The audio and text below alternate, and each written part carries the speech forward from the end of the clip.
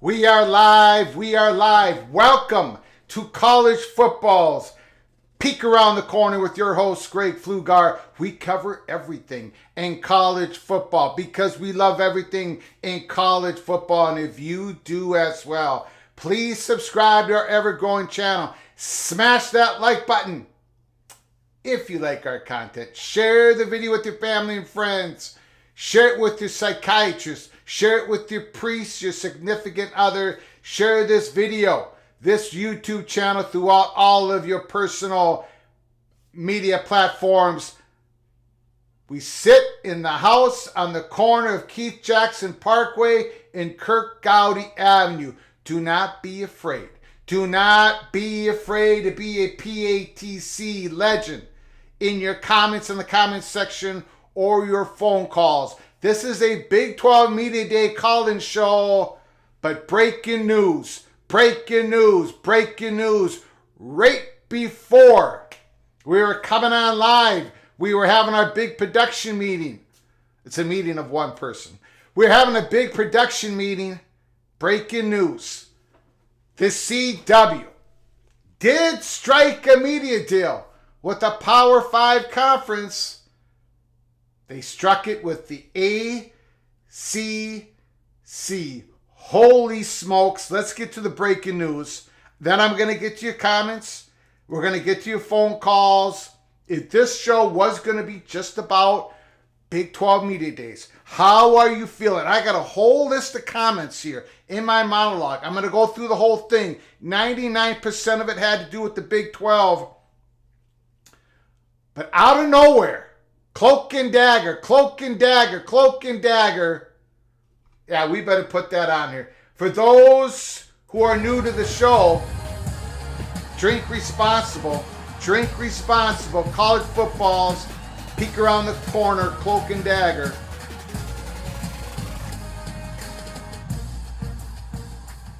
Let's get this thing started.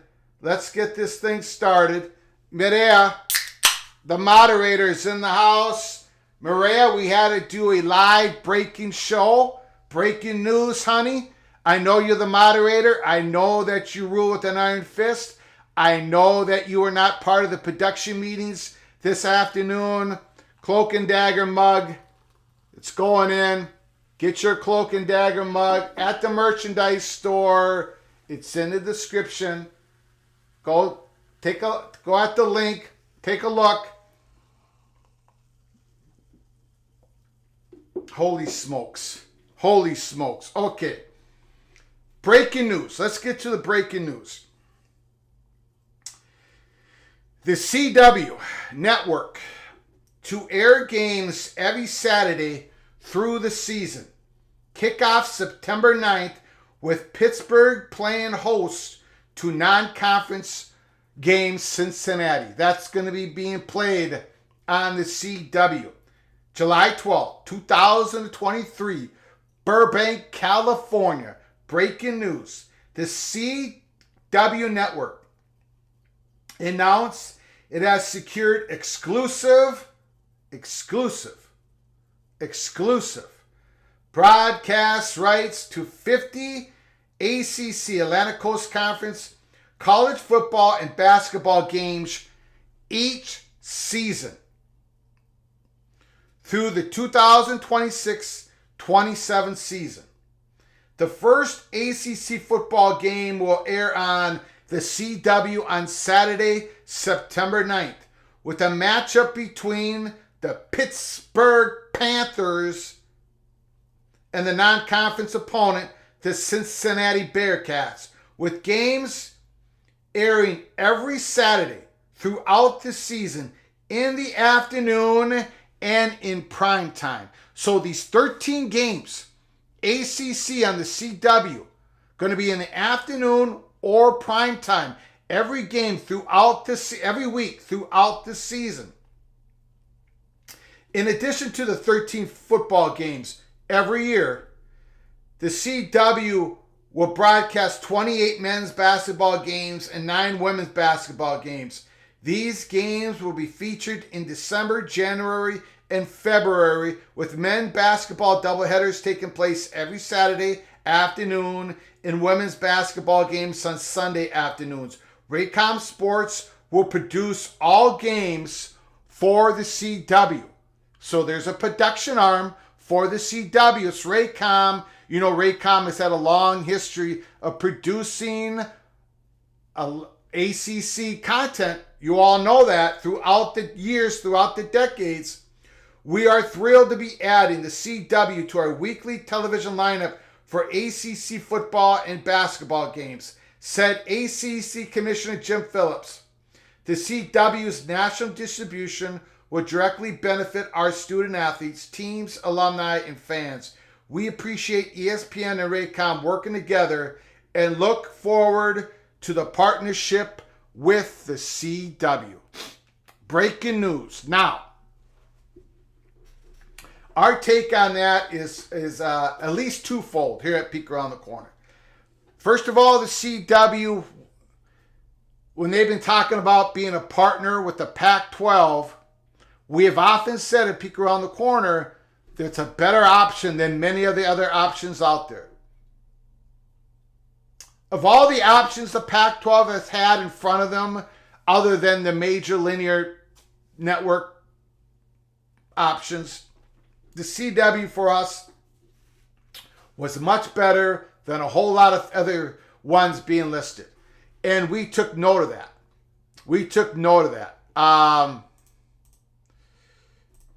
Now, I wouldn't want your top games being played on the CW, right? Your tier 1 games. But as part of the linear combination with some other networks, the CW for us would work. I'm surprised that this deal happened. ESPN working with Raycom. Raycom's going to be producing the games for CW. Man, this is some cloak and dagger stuff. Maybe I'm wrong. And I'm going to let you all in the comment section, in the phone calls, correct me. But I got to think this eliminates the CW to being a potential linear partner for the Pac-12. They're already doing 13 games. A bunch of men's basketball games, women basketball games, and the CW is able to do it with Raycom as the production arm. Now, maybe I'm wrong. Maybe you guys and gals see it as, oh, the CW taking a big splash in the college sports space. They're ready to take on some Pac-12 content. I'm wondering about that. Really, I have now. Keep your head on a swivel. I'm sure there's other breaking news happening right now around the CW. So put it in the comments section. Let me get to some super chats. I'm going to say thanks for everybody to coming on in. John, once again, thank you for your generosity. Please, Pac and ACC, get married. We need help as soon as possible. Thank you, John. B, thank you for your generosity as well for your super chat. Next on CW, the Gilmore girls, followed by ACC football. How does the ACC schools feel about this? You remember, they're sharing some of that, more of that space, ESPN, ABC space, with the SEC here in the next few years. Do they like this? They must have given some approval to Jim Phillips. Is there some despondent schools out there in the ACC, like the Florida State, the Clemson? Are they looking at this and just shaking their heads? Were they outvoted? They have no choice? Or is this a welcome situation for those schools? Again, this news just broke. Thank you for those super chats. I appreciate it. Cameron B, thank you for the super chat. Thank you for your generosity. Nice way to dip their toe in without full carriage. I think this was the way to go for the CW. Are they going to get a slice of the Pac-12 content? For me, this says no, they're not. Tell me that I'm wrong. I got a feeling that the ACC, the ESPN, wouldn't have done this if the CW was also going to do Pac-12 content. I got a feeling that was part of the deal. Let me know if I'm wrong. Let me know if you believe I am wrong on this. Breaking news. What I did not expect this to happen. I didn't hear it from anybody else either. Thank you, Sko Ducky. Kyle Visser, thanks for coming on in. Ryan Matson, Sky Yuma, K-Do, Rock Chalk. What's this CW? Mason Randolph, Manny Palazzo, thanks for coming on in. J-Rod, thanks for coming on in. David Crixer, the king of the land of lakes, is live. Ladies and gentlemen, Patrick Baylor, thanks for coming on in. Let's hear how the Pac just got screwed again. I think they might have. I bet there's a bunch of people who disagree with me. This might be good news for the Pac-12.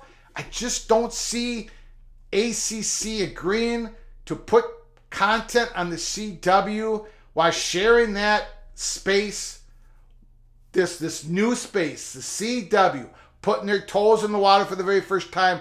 I don't see the ACC willing to do this and then have the CW go and take a slice of games from the Pac-12. Be able to get some content from the Pac-12. I do not see that happening. Again, I could be wrong. Again, this is just breaking news. You go, Greg. Whoa, Nelly. Jeff Olson is in the house. Jesse Wilson. This is some bull. Pac-12 to CW, they laugh. ACC gets to CW, they love it. We did not laugh when it came for the CW and the Pac-12. Having the Tier 1 games on the CW, that wasn't going to work. But having some games on the CW, we thought that was a better option than lots of others. So we did not laugh at that. ACC gets the CW, they love it. I'm not even sure I love it. I'm not sure I love it for the ACC. I'm wondering what the ACC schools, the fan bases, are thinking about this. But being on the CW, is that better than being on ESPNU for the ACC for some of those basketball games. For the women's basketball games, it gives possibly more exposure. It's going to be fascinating to see how it works. Holy smokes. Oakley Burklow, thanks for coming on in. So sounds like CW is going to get serious about sports. Yes, it does. Bucket says, wow. Well, the ACC game will be against the Big 12 Cincinnati. Juan Carlos, whoa, Nelly, thanks for coming on in. Immaculate. So the Pac got the CW interested, and then the ACC walked by and the CW turned away from the Pac. Makes me think of a particular meme. Yeah, yes, it does. So Immaculate might be thinking the same way I am, that the ACC wouldn't do this if, to me it would have to be exclusive to ACC for them to agree to putting some content on the CW. Looks like Immaculate agrees with me. I wonder how many people disagree with me out there. Mr. Monkey says realignment is so distracting. He's working. No more live golf, so it free up some cash. Danielle says the Pac is a dead conference walking. Is Apple setting up to purchase the CW?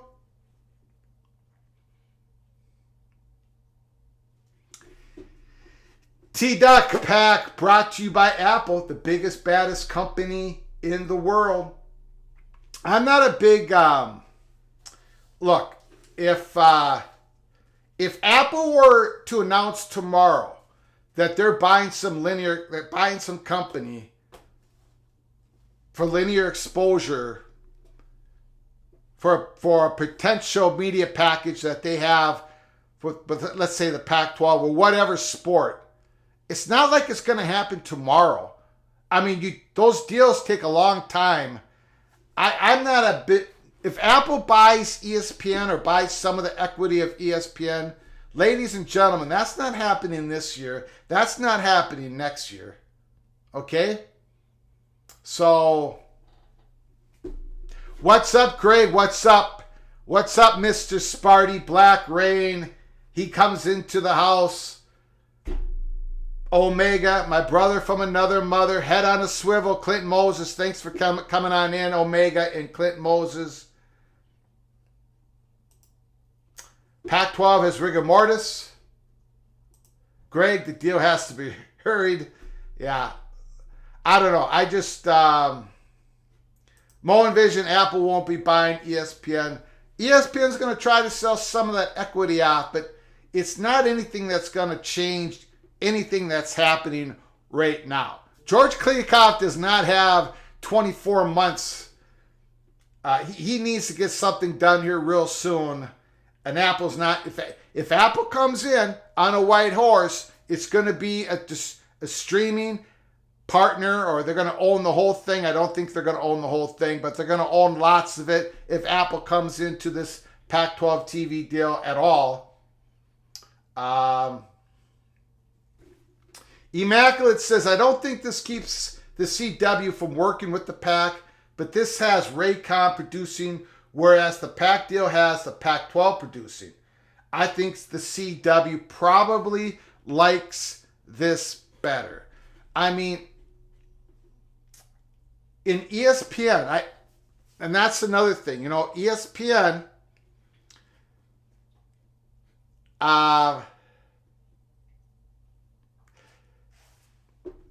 Daniel has the opposite. He says it may lead the Pac-12 signing something with the CW.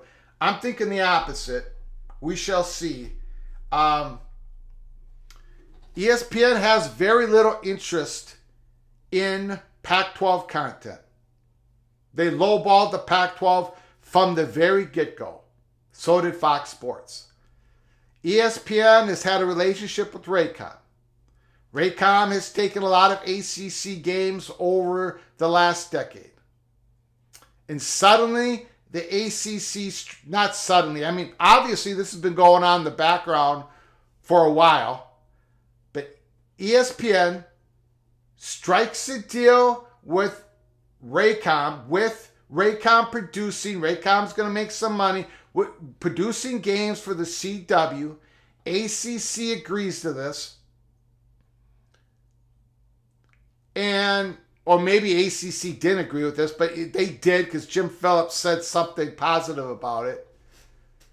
I just don't see them doing all this and then saying to the CW, yeah, you can, by the way, you can go grab some Pac-12 games and have somebody else produce those games for you. Like, they've got Raycom producing the ACC content for the CW. CW, go ahead and have the Pac-12 network produce the content for you for the Pac-12, and then people are going to compare the production value. I don't see it. I see this as ACC snatched the CW option away from the Pac-12. That's how I see it. Again, Daniel disagrees with me, and I think a lot of people probably do. We shall see in the comment section and the phone calls. Now,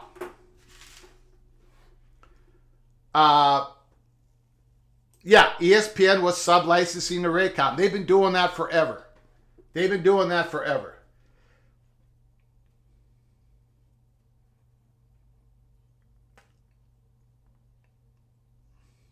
Okay, I did read the Bob Iger interview. I did. Whatever's going to happen there isn't going to happen tomorrow or the next day or next week or for this year. It's not going to affect anything in regards to any media negotiations that are going on right now. Whatever ESPN decides to do, that's all I'm saying. Okay, Big 12 Media Days. Now we're going to get back to the CW. We're going to get back to that breaking news with your comments, and you're going to get to your phone calls as quick as possible. I just want to give you my thoughts on the Big 12 Media Days. A lot of emotion in the Big 12 Media Days. BYU coach Kalina Sitake talking about the emotions of BYU getting into the Big 12. UCF is so excited. Gus Malzahn, the fan base, they're selling season tickets. They've sold them out. I think they're going to be the best of the newcomers going into the Big 12 season this year. UCF is going to have a real good defense. Dana Holgorsen probably going to be on the hot seat midway through the season. Unless they surprise some of us. They were so disappointing last year. Holgorsen was thankful to get back into the Big 12. Neil Brown, the head coach of West Virginia, we all know that he's on the hottest of the hot seat. It was announced today that Neil Brown is going to go back to calling the West Virginia offensive plays, just like he did in the first 3 years as the head coach of the Mountaineers. Motivision said on Twitter, look, if he's going to go out, he's going to go out on his own. Him being the man, calling his own plays, going out on his shield. A very good point by Motivision. Greg Sankey, not Big 12 information, but Greg Sankey agreed, the commissioner of the SEC, agreed to a contract extension to at least 2028 to continue to be the SEC commissioner. Early this morning, 4 o'clock, 5 o'clock in the morning Central Time, we released an episode, peek around the corner. Tim Weiser, the deputy commissioner of the Big 12, John Kurtz did an excellent interview with them. Go to John Kurtz's YouTube channel. I'm sure you all have already done it. Listen to that interview. Tim Weiser, I don't know if I'm saying his last name correctly, but the deputy commissioner of the Big 12 said a couple of things. One is, in that interview, if there was something positive in regards to immediate negotiations, we would be shouting it from the mountaintops. Silence can mean things aren't going so well. I'm paraphrasing it. And that was a direct shot at the Pac-12 because it's all been silence. He also talked about he would be shocked if the Big 12 did expand in the near future. He would be shocked at it. That was Tim Weiser of Deputy Commissioner of the Big 12 in an interview with John Kurtz. So go to John Kurtz's YouTube channel. Watch the whole thing. Absolutely fantastic. Deion Sanders, in that episode that we did this morning and we released it, Deion Sanders, there's an article from Buff Nation, Fan Nation. Deion Sanders is saying that Rick George, the Colorado athletic director, is keeping him abreast of everything that is going on. And it's going to be a business decision. And it's not Deion Sanders' decision to make. It's Rick George. And Deion Sanders says he has all the faith in the world that Rick George is going to make the right decision for the University of Colorado. To me, that was just another log put on the burning fire that Colorado is so serious, very serious about a possible realignment going back home to the Big 12. When Deion Sanders says he keeps me abreast of everything that's going on, again, this is much more than Colorado just waiting for the Pac-12 media deal to be in front of them to sign the grant of rights and continue on as a Pac-12 member. Colorado has a serious decision to make. We've been reporting it for months here at Peek Around the Corner. Colorado continues to be at the center of the stage. They had a meeting, in-person meeting, in the middle of the hot bubble of action that we talked about in the middle of April, that something was coming up. That was the event that was coming up in Chicago. In-person meeting, May 7th, Colorado and the Big 12. Colorado left that meeting. Most of their questions were answered. They had a few more questions with the network. The network gave Colorado the answer. Then on May 24th, Colorado had a donor meeting in Boulder, Colorado. And May 31st, Colorado had a big donor meeting in Newport, California. We've been giving you the peek around the corner as quickly as possible with as much detail that we could let go before these events happen, and as much details as we could give you after the events happen. Colorado has all their I's dotted, their T's crossed to pull the trigger if and when they make that decision. Only Colorado knows if and when they're going to do it. Now, Brett Yormark said in the Big 12 Media Days that they have their expansion plan. It's all ready to go. It's all ready to be executed. They've talked enough about it. They hope to do it sooner rather than later. And of course, at Big 12, we were probably the first ones, if not the first ones, right up there. Months ago, we said the interest of the Big 12 to UConn was real. It wasn't fake. It wasn't the leveraging ploy. UConn went into our holy smokes PATC theater months ago. And they're all the way up to the fifth row, right behind Arizona State and Utah. They're in the front row. Colorado's in the center of the stage. And Arizona's one arm length away from Colorado. So this is all real. Every bit of it that we've reported to you is real. I know a lot of people still don't think any of this is real, but it's real. Colorado has a decision to make. Stick or go. It's not an automatic stick, and it's not an automatic go. Although we believe the odds favor that the Colorado will be leaving the Pac-12 because Pac-12 can't get a media deal that satisfies Colorado. The odds have it in favor of Colorado leaving, but it's not an automatic stick. It's not an automatic go. It's definitely not an automatic stick. For those who still believe that, I'm sorry, but the evidence, the reporting, the sources, it's overwhelming. It's overwhelming. And I will add this. You take this however you want to take it. But we've been told today that the college football reporters, the consensus down there at the Big 12 Media Days, you can sum it up with this phrase. They believe the Pac-12 is in a tough spot. They still don't understand how George Kliavkoff is going to pull the rabbit out of the hat. They don't know where the rabbit is. They can't find the hat. The CW, maybe they can get the CW in.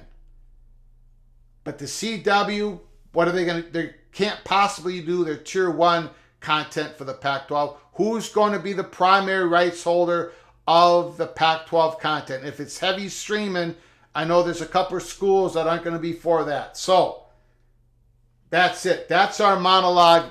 Big 12 Media Days, the CW. Give us a call. 763-260-1333. We're going to open up the phone calls in another minute. B, thank you for your generosity once again. Holy smokes. HCW affiliates will become independent stations in September. They are Philadelphia, Atlanta, San Francisco, Seattle, Tampa, Detroit, Sacramento, and Pittsburgh. These stations can opt out and show alternative programming. I would expect they won't show alternative programming, but again, you are correct, B. Thanks once again for that super chat. Now, which one of those cities are ACC? Pittsburgh is. Atlanta is. Philadelphia is not. So we got Pittsburgh and Philadelphia. Something like that. Anyways, thank you again, B, for your generosity. I appreciate it. Woo! What does the CW mean for ACC revenue-wise? I don't think it changes. It's definitely not going to lower it. I don't think it's going to change. I just think it's a deal for ESPN to offload some content, try to give better visibility to the lower games of the ACC in women's basketball, men's basketball, and football. John Coy, is the Pac-12 losing another possible TV partner, or is Pac-12 gaining somebody that we don't know at this moment? Hopefully for the Pac-12, that means some other linear partner has stepped in. I don't think it's going to add any money to the pot. Why would that? This is, they're not changing the TV. ESPN owns the distribution license to all the ACC content. And they're sub-licensing out to Raycom, who's going to produce the games, and it's going to be put on the CW. I don't think this changes money. Instead of ESPN getting all the money, of course, right? Through the ad buys and stuff, the CW is going to get some of the ad money. Raycom's going to get some money to produce the games, but I don't think it affects the schools at all.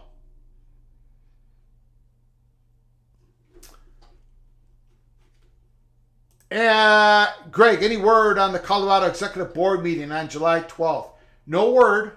The only thing that we can say is that agenda was changed late in the evening, July 11th. They added the discussion of a legal matter with athletics in mind.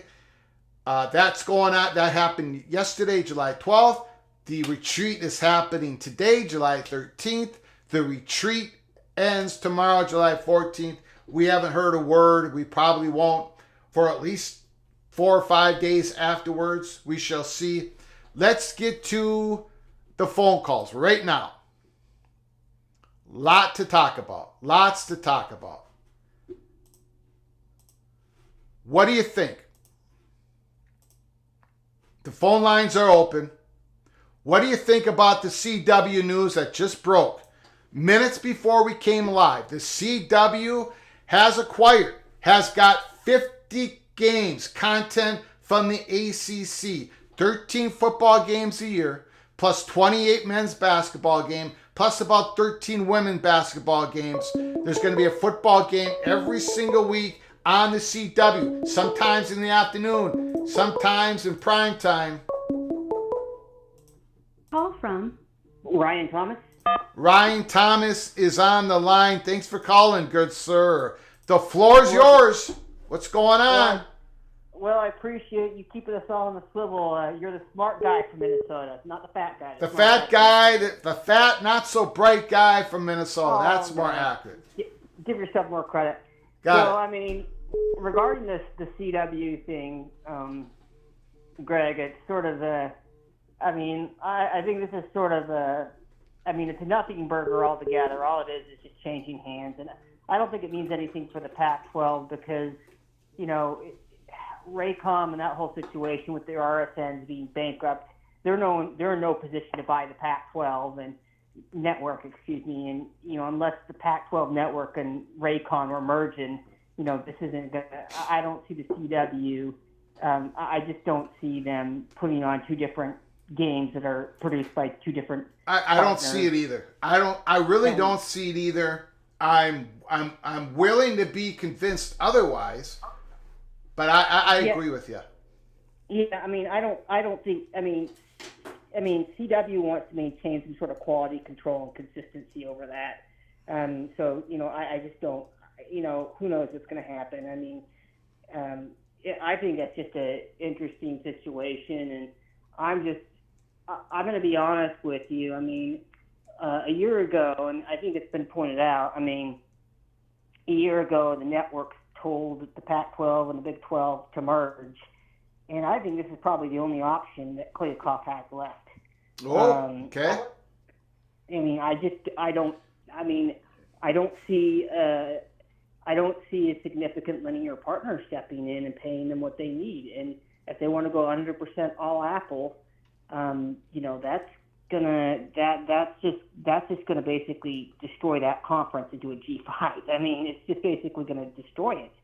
So I don't know what's going on, but we'll see what happens. But back to football, what we care about. Excited about Cougars this year, and we're excited for the Big 12 run. And I have no clue what's going to happen. I will consider it fortunate if we get to 4 wins, Greg, in the year. Yeah. So we'll see. I probably expecting a 3-4 or 3-9 season.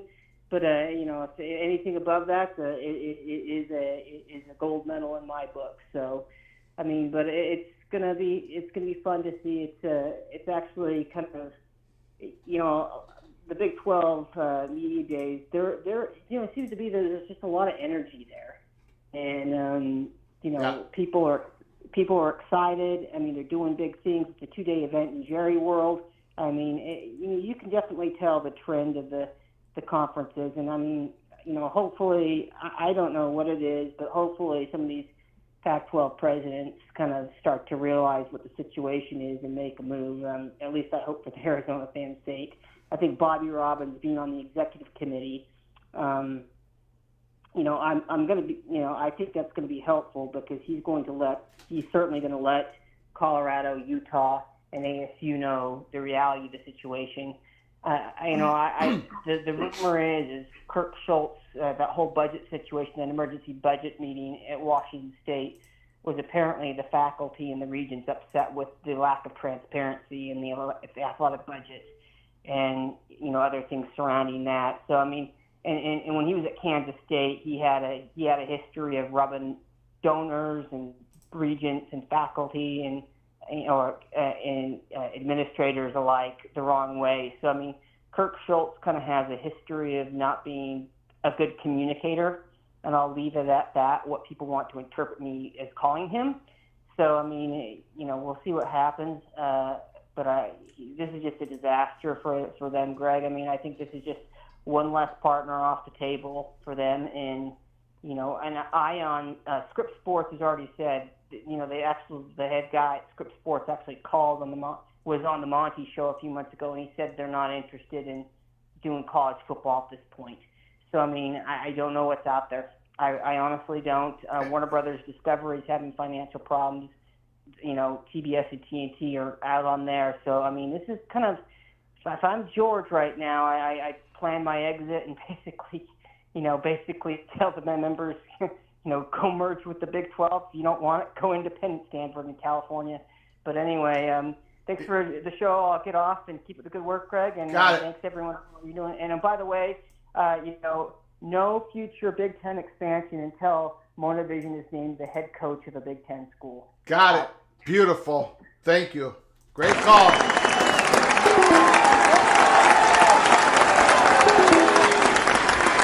It's being reported here. I lost who said it. I think it was Brian. I lost it.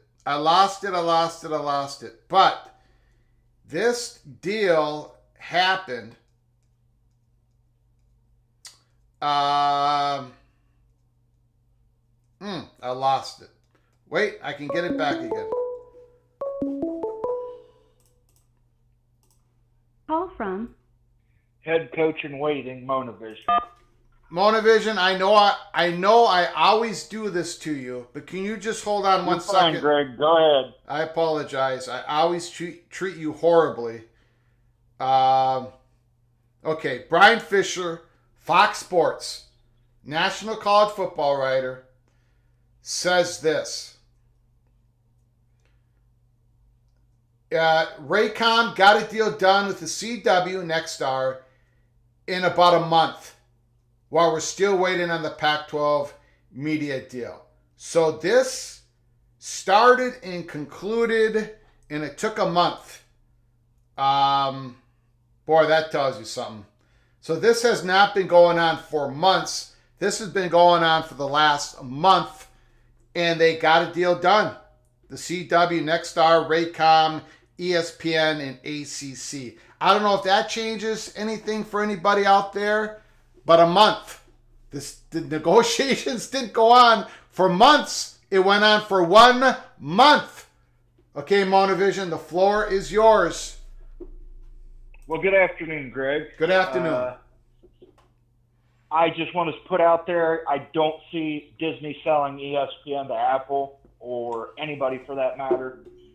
The only profitable segment of Disney's business pretty much has been ABC and ESPN. Parks division's down. Every one of their film divisions is down. Now you've got striking actors and striking writers.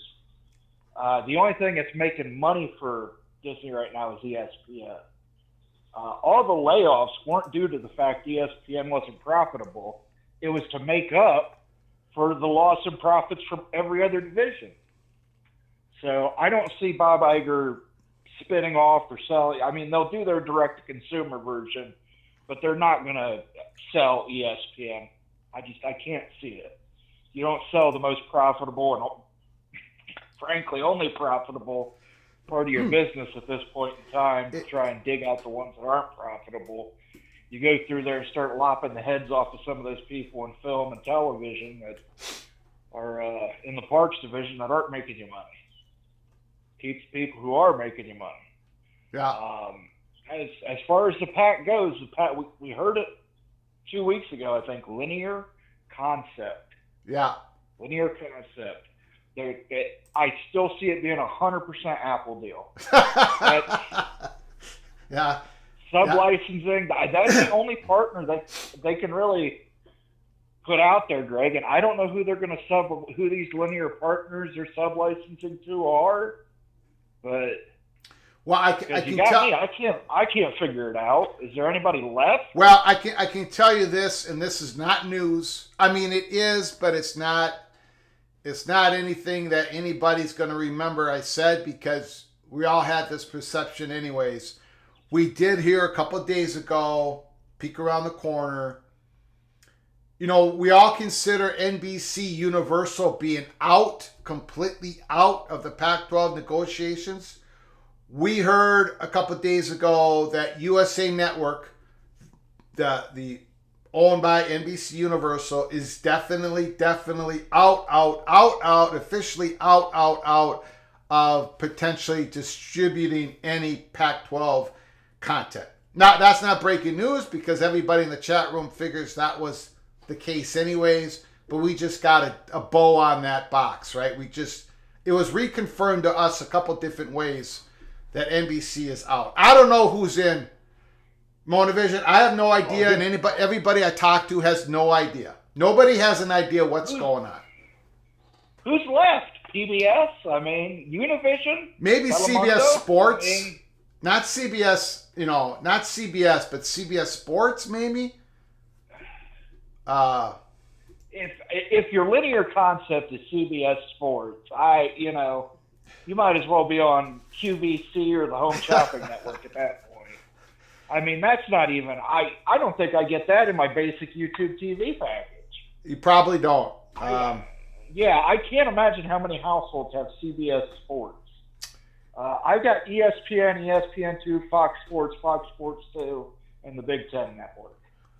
I mean, that's all the sports channels I need, plus my local broadcast station. So I'm having a hard time figuring out what linear concepts means, because it's clear that there's not a media partner out there to show it. I think the only way this deal is going down is 100% streaming, and then hope and pray they can do a sub-licensing deal with somebody for some games. Yeah, I that's where I put my money right now. Linear concepts to me equals linear process. They were sold a linear process. They were sold there'll be a process to where these games will be bid out from Apple. Whoever owns these rights, whoever the primary rights holder is gonna, probably Apple, there's a linear process. Instead of process, they use the word concept. That's what I think is look, we were told, I mean, we were sitting there when that was when George Kliavkoff presented the Pac-12 presidents something a couple Fridays ago, we were sitting there going, okay, we're going to get something. We're going to get something. We're going to get some details. We're going to get some details. And then Arizona State Money Perch 2 days afterwards says there was nothing. There was absolutely nothing. So then I had to report it to you all saying you're not going to get any details leaked because there were no details to be leaked. And now what are we, 10, 12 days afterwards? And there's nothing there. There was nothing shown of these guys. I don't know, Monovision. And then we got word today from somebody at the Big 12 Media Days told us that, these reporters are talking with each other, right? And none of them have a clue what the Pac-12, none of them have a clue what's going on in the Pac-12 media negotiations. None of the media companies are leaking to any of these reporters that they're involved in the Pac-12 negotiations.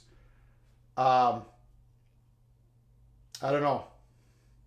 Well, I think nobody in the Pac-12 has any clue on the media negotiations, including the people in the room making the media negotiations. Because, I mean, what are they going to do? Are they just going to put a game a week on the auction block and see who bids on it? I mean, I got a question for you.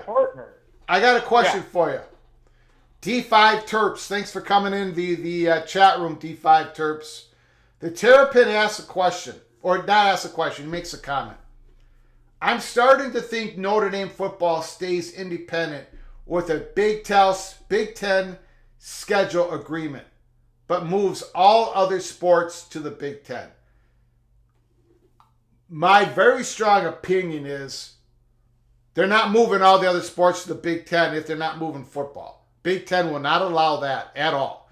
But that first part, where the Big Ten, with Notre Dame strikes a Big Ten schedule agreement, man, I would be totally against that as well. If that happens, I will be absolutely steamed here in the studios of Peek Around the Corner. I'll be doing 6 consecutive live shows totaling 24 hours or more saying how this is a horrific move by the Big Ten. What do you think, Monovision? I tend to agree with you. It's an unless, though. I mean, if the Big Ten was to agree to that, there has to be something we'll agree to do this for the next 3 to 4 years for your independence, but then you have to join the conference. And, we'll have an ironclad you have to join the conference. Like, if you don't join the conference, you owe us $1 billion. I don't have a problem scheduling alliance with Notre Dame, but that's not only it benefits Notre Dame way more than it would benefit the Big Ten. Yeah. Way more. I would get physically ill first, and then once I get over my physical illness and get out of the hospital, then I would just go complete bat bleep on the Big Ten, and I would use this YouTube channel to do so, and I would get in trouble once again with the Big Ten. It would be just horrific. There's no reason why the Big Ten should be doing any scheduling deals with any school out there, including Notre Dame. No reason for it at all. The Big Ten is absolutely loaded.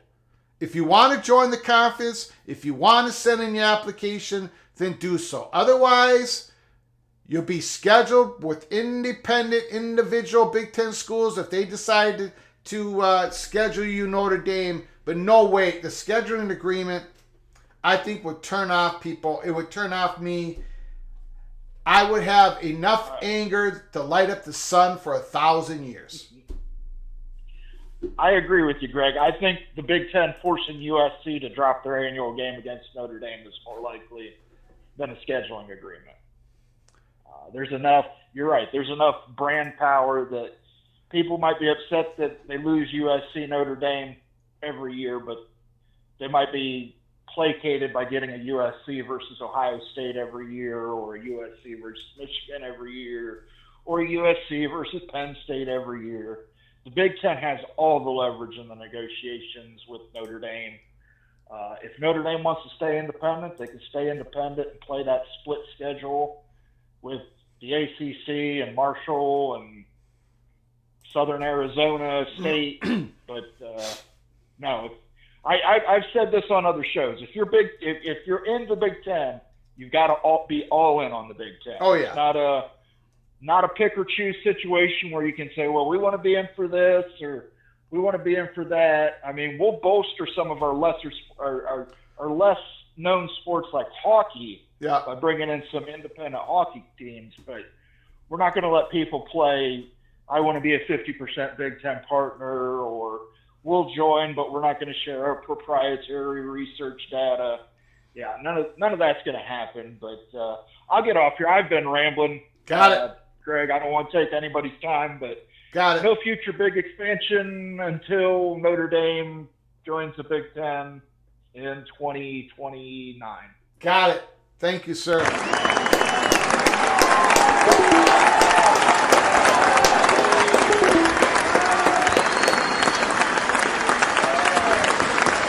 Phone lines open, 763-260-1333. Peek around the corner. Big 12 Media Days call-in show. And right before we came on live, the breaking news. The CW strikes the deal with the ACC. Let me know if there's any other breaking news out there in regards to this deal. Brian Fisher of Fox Sports has already mentioned that it took a month for this deal to get done. 1 month. 1 month. I'm looking for some other news.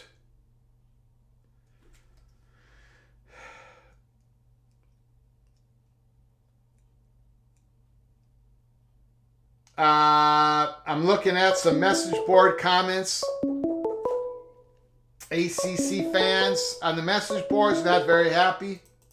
Call from Immaculate.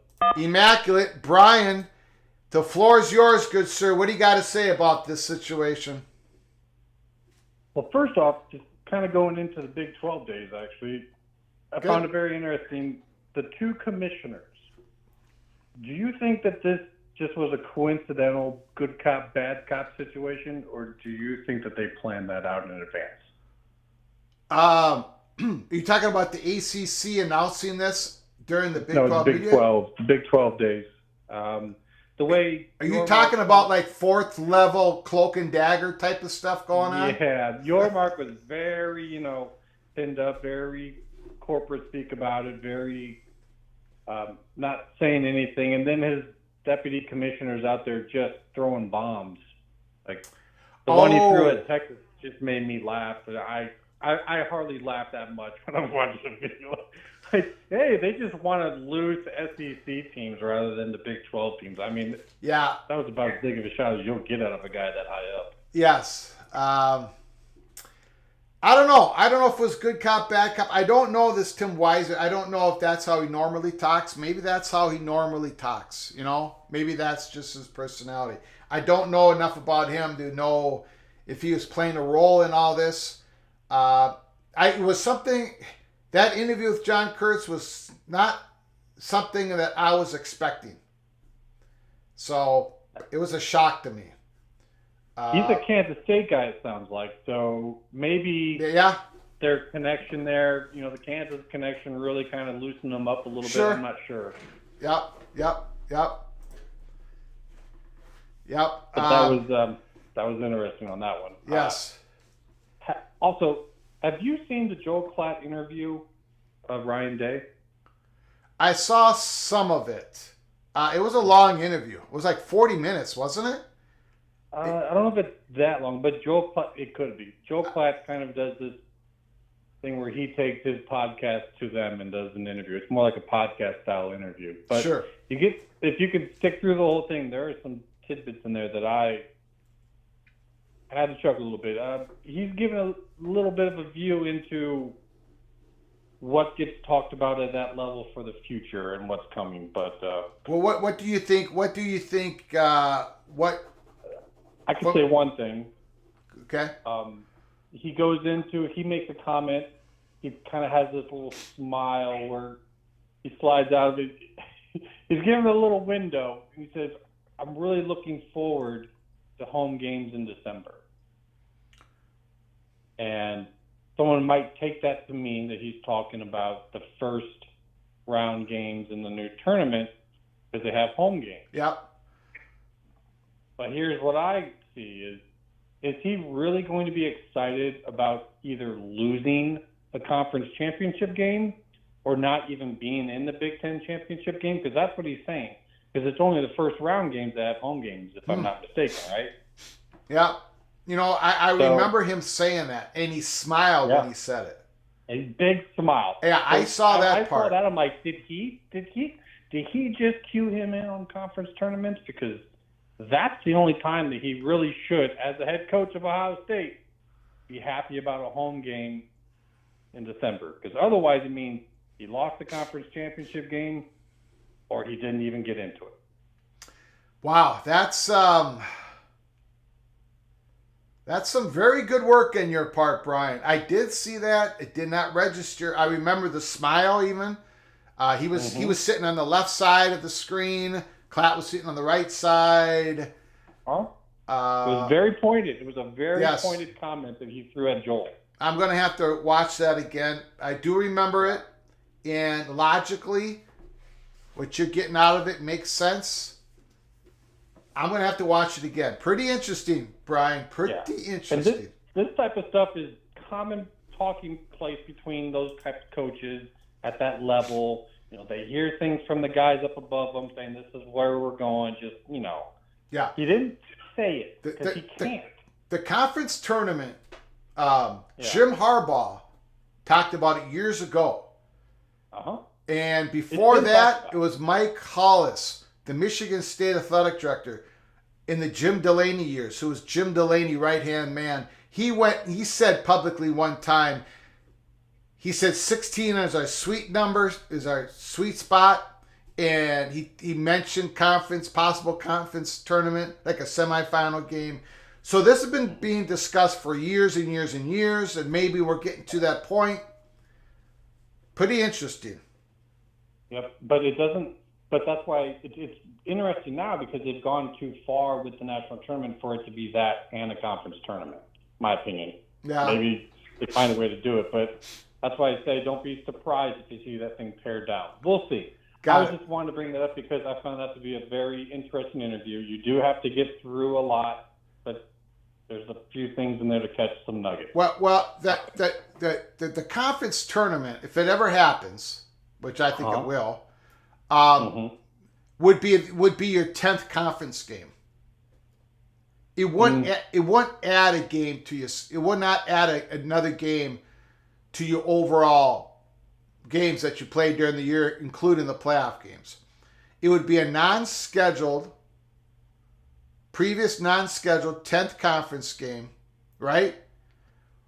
And and all the other teams would also play that weekend. So the third place team of the West Division would play the third place team of the Midwest Division. It would all be predetermined. Like who would play who among the division placements. And then that 10th conference game, everybody would know that 10th conference game would be a home or away game. Everybody would have the dates of the game on your schedule as a fan. You just wouldn't know if you were playing in the semifinal game or if you were playing a team that placed the same in another division that you did in your division. Right? It really depends upon how many divisions we end up having. Of course, yes. Yeah, I forgot. I'm talking with Brian. The 5 division, 5 teams wild card. You're correct. The idea that you're talking about was what was talked about with the 16-team division. The 4 teams coming out of 4 divisions. Yeah. And so if they keep with that, the old thing, then yes, you can possibly do that. If we end up having to go bigger, just in order to accommodate the consolidation, then that maybe has to be changed. We'll see. That's going far ahead, but I just wanted to point that out to folks that Ryan Day, in my opinion, kind of threw that out there a little bit for those who know. Got it. Real quick, CW deal. I don't think that this adds any more money in for ACC. They're just taking the place of Bally's from what it looks like. Yeah. This basically just means Raycom gets to make good on the deal that they said they could do. Yep. I don't really think this changes anything. If anything, though, it's at least one slot that CW doesn't have for the PAC. I don't think it means that they can't work with the PAC, but it means that they can't work as much with the PAC. So you think that deal between the CW and ACC, ESPN, and Raycom isn't exclusionary? They're not. They can go and make a deal with the Pac-12. It would make sense if it is. Like, you sign on here, you can't do theirs as well. But it's not like we haven't had situations before where, Fox does deals with multiple conferences, ESPN does deals with multiple conferences. Now, are they going to make CW sign a non-competition in order to get onto that, or they just need someone badly to put it on, so they're like, we don't care, we just need this to get put on TV? I don't know. It could go either way, but it definitely takes away at least one slot from what the PAC could do with them. So there is that. It's afternoon and primetime games. Some weeks will be primetime, some weeks will be afternoon game. Oh, what time slot is it? They did say, but some of them will be afternoon, and some of them will be prime time. And I think it's Saturdays. I think it's Saturdays. Yeah. It's not Thursday, Friday. Eastern time slot, then that is one that the PAC could have used. I'm just going to make sure I'm not putting out bad information here. Every Saturday, all these the CW games would be on Saturday, afternoon and prime time. I got a very strong suspicion that this will not allow the Pac-12 to get the CW as a linear partner. And if it does, it'll be a Friday, Thursday game, which might work out. But I got to feel that this is going to exclude, not that the CW will not be able to strike a deal with the Pac-12. But we'll see. Maybe I'm wrong. Yeah, I think that that's the bet to make, that's the more likely case. Yeah. It's just we don't have enough to really declare that. Yeah, we don't have. Nope, that's for sure. We do not. All right, well, still looking forward to that pack media days, but this Big 12 media day is certainly fun. Yeah. So. Yeah, what are we? 8 days away, correct? 8 days away. Yeah, TikTok. I mean, TikTok. I keep looking over to one of your other viewers, and he's talking a bit about that, and I'm very interested to see how that goes. But I will. What viewer? Hello. Yeah, I don't even know if I can say his name out here. He's in your chat right now. There's been talk about a pack deal. Oh, I don't know anything about it. We have heard nothing. Yeah, and it's not my reporting on it, so I don't know if it's true or not. But what I have seen makes sense in terms of what it could be. I think that if there is a pack deal, it's a short-term deal. Got it. It's a bridge deal. Now, if that bridges to another deal, or if that bridges to their departure, like I said, I don't think the pack is right now number one on everyone's list for expansion. So they're just going to have to buy some time. Yeah. Like I said, I still think it comes from these. We'll see. Got it. But looking forward to pack media days. You have yourself a good one. Yeah, you too. Thanks, Brian. Appreciate it.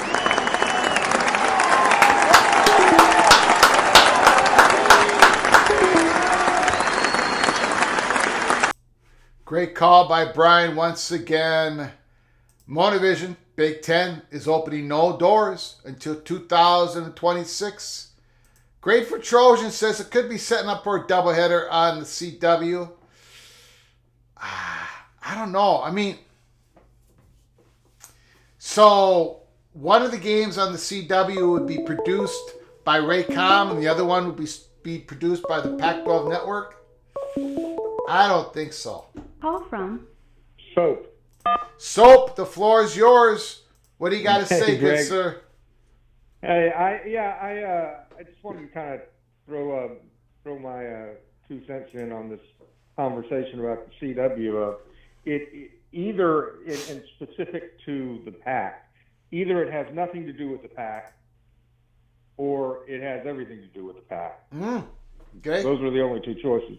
Yeah. If it has nothing to do with the PAC, well, then that says a whole lot that nobody wants to watch Pac-12 football. That the price is either inflated so high by George Kliavkoff and so forth that they couldn't even get a deal done in a month's period of time. This whole deal, like you were saying, came together in a month. They've had a year to put this together. And the fact that they couldn't do something with the CW to get a linear partner, that says that either A, nobody wants to, there's no value to it, or they're overpricing it. That's one side of it. The other side is that maybe the CW is involved with the Pac-12, and they're just waiting. They've had to negotiate with a third party, be it Apple or whoever, and in that instance, it would be a combination of the ACC and the Pac-12 being shown on the CW, probably even regionally, because they have that potential. Or they could really turn their Saturday shows or their Saturday afternoons into a porthole for watching college football. Being another choice for you to look at where the college games are on. So it either has nothing to do with it or it has everything to do with it. And one thing that sticks in my head. I'm sorry. Go ahead, Greg. No, I'm just saying interesting. I like how you're putting this. Thank you, Soap. Continue on. I heard, I think it was yesterday or so, John Canzano made a statement that said that they were in no rush to make a deal with the Pac, or for, there was no time element really for the Pac-12 deal because, quote unquote, the room had just shifted. Yeah. And if that is in some way a cryptic message towards the CW deal with the ACC being announced, then it's saying that, okay, the ACC and the PAC and CW are all in bed together to show linear football games on Saturday and maybe Okay. Friday evening or something. Okay, let's push this envelope a little wider open. Okay, I like how you're taking this. I like how you're looking at this. So, okay, let's say it's what's going on right now. This is a deal with the ACC, the Pac-12, using the CW as an extension. The ACC using the CW as an offloading of some of their content off of ESPN onto the CW, and Raycom's going to be the production arm, and the Pac-12 is also going to be using the CW, with the Pac-12 network being the production arm of the CW. And they're going to be doing doubleheaders on Saturday, and they're going to be doing cross-promotional work, right? So if the ACC has the first game that Saturday, during the ACC game, they're going to be promoting the primetime Pac-12 game on the CW, and vice versa, okay? Let's say that scenario is what's going on, okay?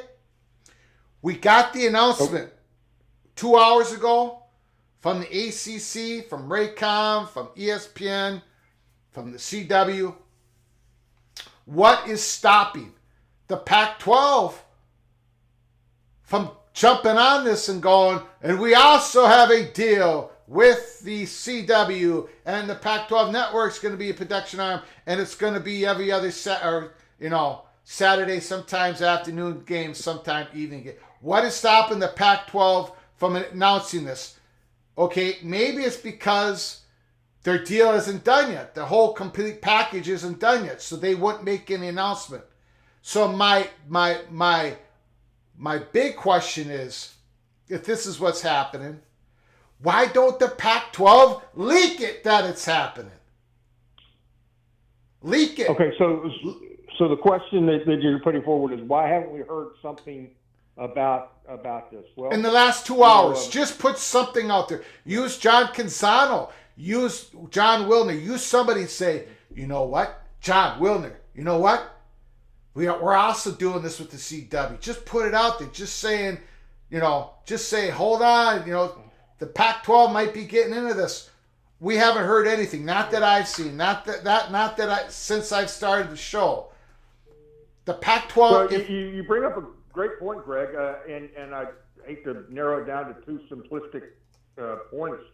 Either A, you're correct that there are still I's to be dotted, T's to be crossed, that the deal isn't done. Now, this is we're working on the assumption that we're taking scenario A, that the ACC and the PAC are going to be on CW. Yeah. If that is the case, why haven't they announced it? Number one, it's not complete yet. Or number two, they don't want to do it right in the middle of Pac-12 or of Big 12 media days. They want to save it. They want to announce it on their own schedule when they can get the most bang for the buck. Because what they're going to have to sell their membership on is that this, being on CW satisfies their need for national exposure over linear partnerships. And is that going to be enough for Colorado and Arizona to say, okay, being on CW is the equivalent of being on ESPN and Fox? I personally, I don't think so, but maybe it does to them. But I think that, getting back to your question, I think it either A, it's the deal's not done, or B, they're holding off, waiting for the most opportune and time for them strategically to announce it. Got it. I probably should have rephrased that whole scenario better. It's not so much the announcement. So people in the chat room too. It's the leaking. If you've got something positive to leak, anything that has any meat on the bone, you have to leak it now. You have to give it to somebody who would report that leak and say, look, the Pac-12, it looks like they may be also doing something with the CW. Stay tuned for an announcement later on, whatever. Man, I would leak that. You've got to use the media. You can't just. There's a lot of nervous people out there. I would be leaking this if this is truly what is going on, and I don't think it is. I don't think. Well, we'll see. We'll see here. You bring up a great point, Greg. That if it is, then there would be a leak. Well, unless there was the people involved specifically did not want that leak to occur until a specific time. Yeah. And although there's a lot of bad blood between the Pac-12 and the Pac-10 and the Big 12, it still is a collegiate atmosphere, and it would be very ugly, I think, if that were to leak out right in the middle of Big 12 media days. Maybe at the very end of it, that they drop something. So, be on, like you love to say, head on the swivel there. It might happen right at 6 o'clock. It ends at 6 o'clock tonight. Is that correct? Yeah. I mean, I would look, if you're correct, if this hypothesis is correct that there is a deal with the PAC and CW, that it would kind of make sense that first they came out with the ACC saying we're partners in it. So when the PAC comes in and says we're going to do it also, they're not sitting there pointing their finger at the PAC saying, "Oh gosh, you guys, you're going to be on with Little House of the Prairie or something like that." It looks very positive that both the ACC and the PAC are on this network together. There's no derogatory comments from anyone about that, and they waited till after the Big 12 media day, so it would be somewhere. They leaked this first part at 3 o'clock in the afternoon, and then the other part they'll leak at 7 o'clock. Now that's just my guess. Yeah. Hey, great. Can I play Yeah. a little? Do you have just a second? Yep.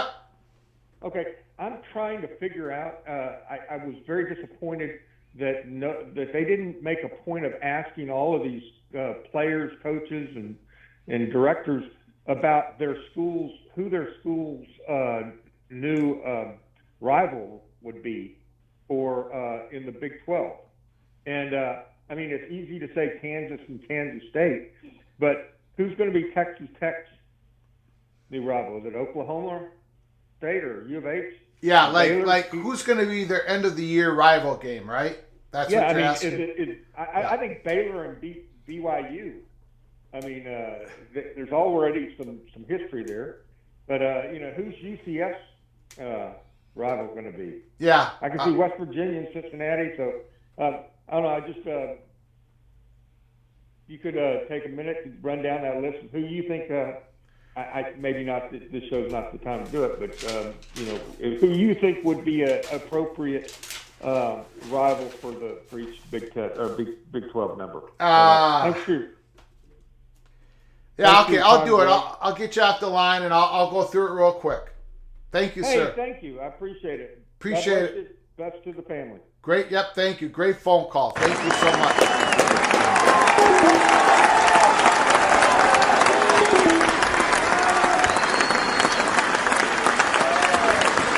Well, you got to do Cincinnati, West Virginia, right? Kansas State. I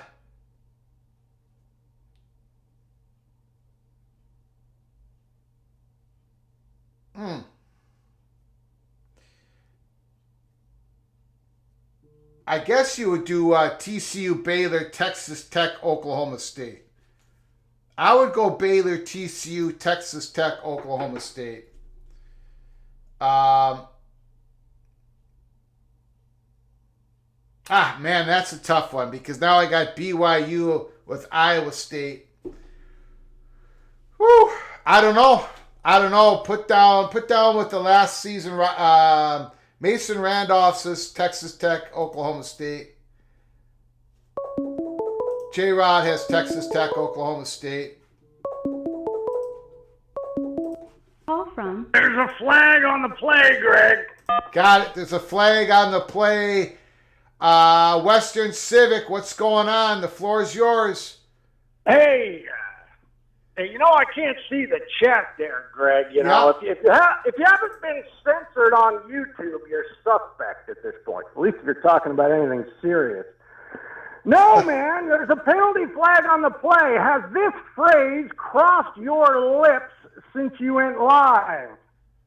And I quote, "Nothing on the board," end quote. Has that happened? If not, that's an immediate 15-yard penalty with an instant automatic first down, and I don't know what else. Probably nothing on the board. Nothing on the board. Have you said that phrase yet today? No, I haven't. I haven't said that phrase today, and I'm not sure if I ever said that phrase.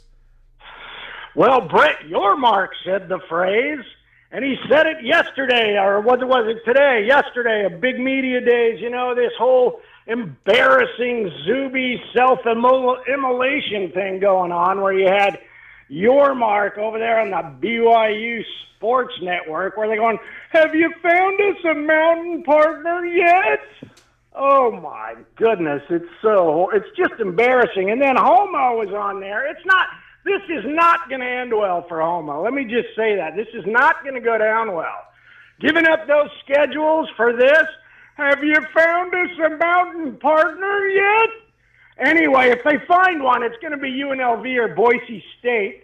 Yeah, if they don't give up I saw your prediction, by the way. I do read your comments.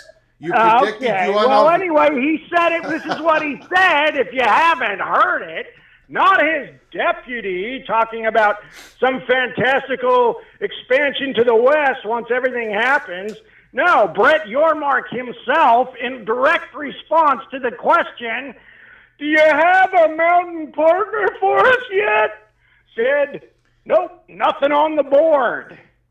Okay? Well, so wait a second. What's going to happen between here and Tuesday, and what are you, Greg? And I don't know. I was supposed to give you the business back on May 18th. Who doesn't know? Who in the chat room doesn't know that there's nothing on the board yet? Obviously, there's nothing on the board yet. No. Well, okay, if anything, though, it just sort of proves this sort of Lebuckian confirmation bias. No, it doesn't prove anything because the Lebuckian. Hold on. The Lebuckian. All right, well, you got to let me hold on to. Hold on. The Lebuckian confirmation, as you describe it, the Lebuckian confirmation is the following. There's been serious discussions between Colorado in the Big 12. Discussions between three other Four Corner schools in the Big 12. There's been in-person meetings just on May 7th. There has been big-time donors who have given up, who have told Colorado says we would support. All that is true. That's the Lebuckian confirmation. There's been no Lebuckian confirmation that definitely one school is going over to the Big 12 and it's happening on a certain date. We think it is going to happen. We think it is going to happen. We have the odds that it's happening because we know of these serious conversations. But that's what's been confirmed, which is still being denied by some parts of the internet, message boards, and Twitter. But that is all true, Western Civic. All that has happened. Okay, but that yeah, I'm sure it has. I mean, you know, all these universities are always talking to people and keeping their options open. But the notion that one of these powerhouse AAU universities is going to take themselves out and go to the third here. There's only one question that I have about that ACC CW contract. Yes. Interests me. How long is it for? To 2026-27. So I think till June 30th, 2027. That's not good. Well, if that's the case, if that means the ACC is going to exist till that long, that's I don't know what that is, but that's so. All right, well, that's interesting. Then I would think that the PAC, if the ACC is going to be around through 2027. Then the PAC has got to integrate expansion into their media contract. It's got to be a fundamental aspect of it. That's really what they've got to do, and I think the East Coast angle is where to go. And I don't think UConn's ever going to go to the Big 12. That's not going to happen. They don't want to go there. Okay, it's not their kind of school. It's not their kind of conference. I really don't think so. But I do think UNLV is. If they What's get that? If they are told, if UConn is told by Brett Yormark in the Big 12, if you apply to our conference, you will be admitted. UConn would take a half a second to apply to the Big 12. It would only take a half a second for them to apply to the Big 12. I absolutely disagree with that. They would not 100%. turn that down. There's no way. No, they would. No. They would. They would no turn way, it down. no how. Yeah, they would. They would. I'm telling you, UConn. I talk to people at UConn. I don't know. I'm not the president of UConn, but I don't think they want to go to the Big 12. I don't think they'll go to the Big 12. I just don't. Okay. But anyway, that's another thing. But what was the other thing? Oh, yeah, I went full in against the Lubbockians. I told you I took Wyoming on the money line, right? Yes, sure. It's like plus 430, man.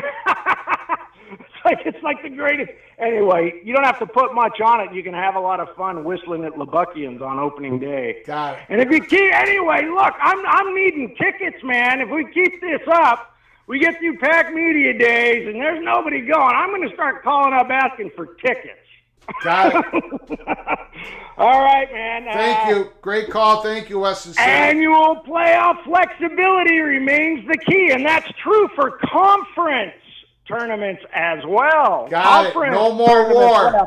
And that's always been in the big memo, by the way. Got it. No more war. Two to three weeks to pick your conference champion, and absolutely no war where the same people own every government in the world. See you, Greg. Got it. Thank you.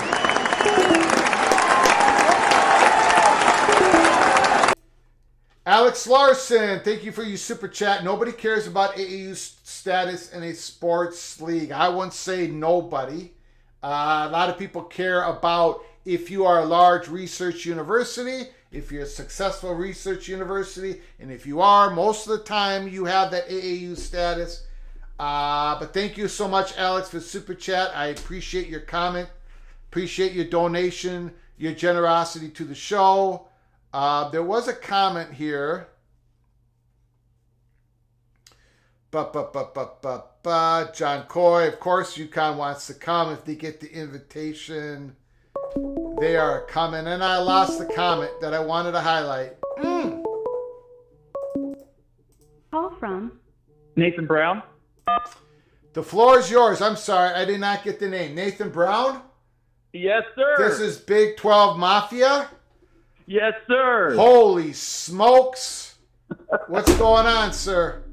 Well, for one thing, way to get this out there for everybody. It's really important that it comes from somebody that doesn't do the analyzing. They just pass on the data. So kudos to you. Yeah. Next thing is, I'm just curious, and we've talked about it, you've had several people talk about the scheduling windows and how that would be impacted. Does this sort of break the glass barrier for the Pac-12? Is it possible that if this was the one thing the Pac-12 was waiting for to get a little credibility with the CW, meaning if the world looked at, they were the only ones that had CW access, and people could criticize it because nobody else has done it. But now that the ACC has sort of done a soft open with it, is this possible now it opens up for a bigger window for the Pac-12? I guess it's possible. I think it actually closes the door on them. I could be wrong. I don't. First of all, here we at Peek Around the Corner were more positive about the CW being a linear partner with the Pac-12, pretty much more than anybody else out there. We thought the CW was a better option than pretty much anything else out there. However, I was not big on the CW carrying the tier 1, the top games of the Pac-12. But being part of the whole package, I thought the CW was a good way to go. Having said that, I understand your point. This would help. This would help the perception, right? Perception, the credentials, perception. Yeah. If the Pac-12 was able to get part of if the Pac-12 media package has some of the CW on it, I just think it makes it so and we have disagreement here. It's early on. We don't know what exactly this means. But my first take was, Nathan, that this means the Pac-12 is out on the CW. You're right. Right. And I could be wrong, but you know, we read a report from Brian Fisher from Fox Sports during this live show, and he reported that this deal took a month to happen.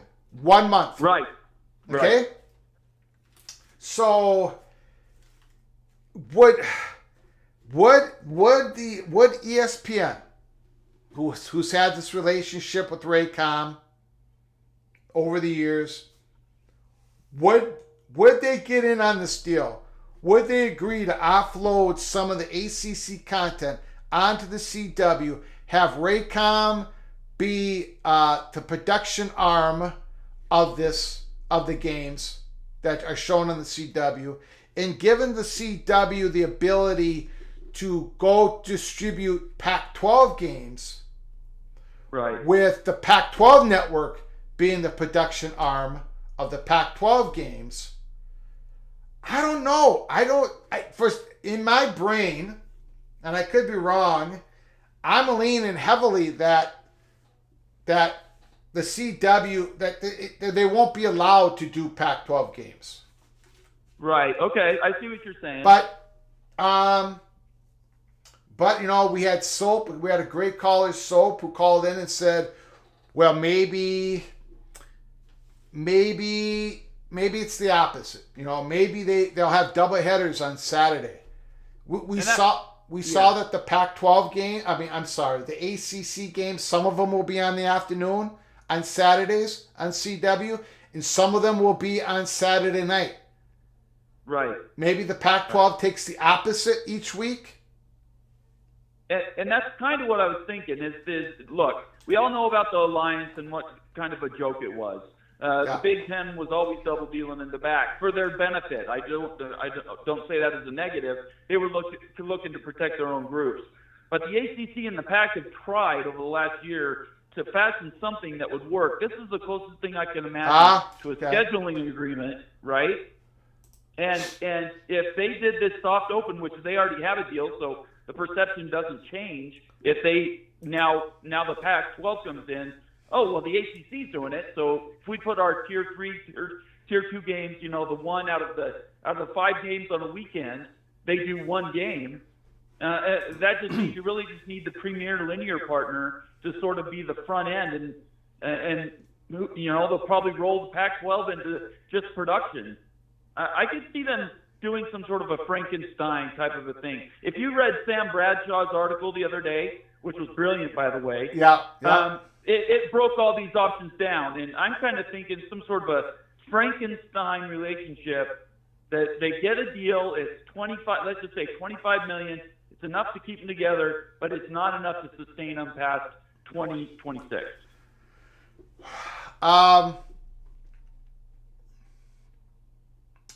Yes, I read that article. That's a possibility. Now I'm gonna let me read a super chat from Derek Myrie, because it does bring up ESPN. According to Derek, thank you, Derek, for your super chat. I appreciate your generosity to the show. Appreciate it very much. Wonderful move by ESPN. Equals the Pac-10 is done. So what Derek is saying, this was just another way for ESPN to block off a potential linear partner for the Pac-12. Right. Now that's his take, right? I'm not sure that take is that far off, because ESPN lowballed the bleep out of the Pac-12. Yes. Fox Sports lowballed the bleep out of the Pac-12. Neither one of those conferences, if you put a truth serum, if you injected truth serum into the arms of the leaders of both those major networks, they both say, yeah, we're not that hot at the Pac-12. We would like some of those great universities to move on to some other conferences. They'd be more valuable there. They'd be more valuable to our network. I think ESPN has an incentive for Brett Yormark to become successful in his expansion out west. I think Fox Right. Sports has an incentive for Brett Yormark to be successful in expansion out west. So it's just some devious move by ESPN. Would they do something this devious? Yeah, they would. They've done it course they before, Yeah. right? Yeah, well, they did it to the Big East. Yeah. They're just Yes. they're just it's pro forma for them. Yes. So, but you know what, Nathan? I don't know. This just Right. broke a couple hours ago. Does the Pac... Now, Nathan, let me ask you this question.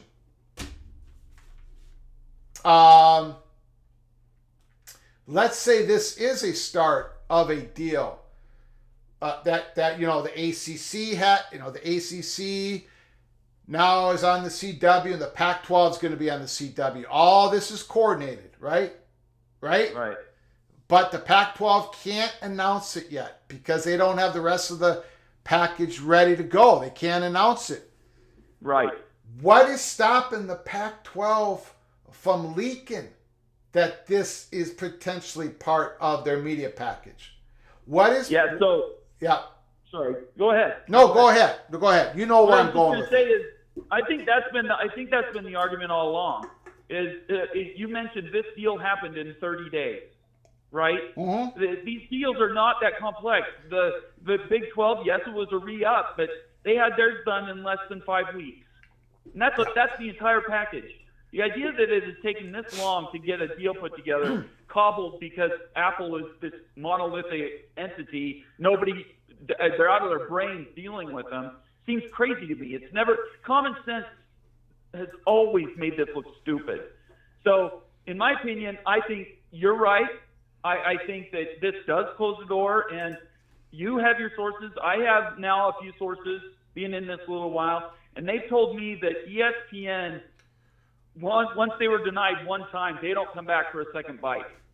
So they were done as far as Pac-12 was concerned. Now, you're different things for different people. I'm not saying that's God, it's gospel, but it does mean to me that I think unless Apple buys the whole thing or Amazon buys the whole thing, the doors are just shutting slowly more around the Pac-12.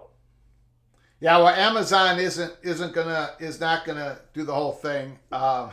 So it's pretty much up to Apple at this point. Right. And that deal, they could still do that. That is possible. Yeah, and if it happens, it's going to be very complicated. It's going to take us a while to figure out exactly what the deal looks like. I don't think what we've been told since January 31st, the Arizona schools won't go for that type of deal. So I don't know, Nathan. I don't know.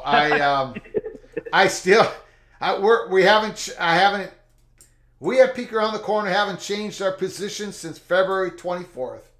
And that was, the odds have now flipped to where the Big 12 is going to at least poach one Pac-12 school. Right. And it was because around that time is when we found out what the numbers were, what ESPN and Fox offered. Yeah. ESPN, I'm going to get it all wrong because my memory is bad. ESPN offered $90 million for one game a week. Well, it was a little bit more than that. It was like 14 to 16 games.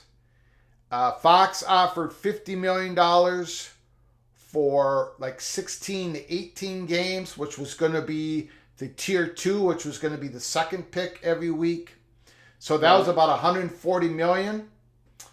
And so they were going to have to get another $140 million somewhere, or another $130 million, another $120 million from cobbling up a couple of linear companies and big streaming. And the math just isn't working. If you're concerned about your exposure, which these Pac-12 schools are, the math just it doesn't work, and it hasn't worked for months. So here we are. Right. Well, I think what comes around goes around. You treat people a certain way, you get that treatment back generally. Yeah. And if they broke that relationship early on, and I'm not saying they did, Yeah. if that happened, then anything that's come after it has been sort of white noise, which just shows that, GK is just trying to extend for some white knight to bail him out at the end. Anyway, Yeah. go I ahead. think you and I have talked about this. Right. But Dennis Dodd's reporting was accurate. So Right, yeah. So and I've heard that from my side as well. yeah. So take that however you want it. All right. Well, All right. I do have a show in an hour, so maybe people come and talk with me like they talk to you. Got it. All right. Go Big 12 Mafia. What's the go plug your show, Nathan. It's Big 12 Mafia on YouTube. Just search for it, and it's at B12 Mafia on Twitter. Got it. Thank you, Thanks, sir. Greg. Great call. Beautiful. Okay.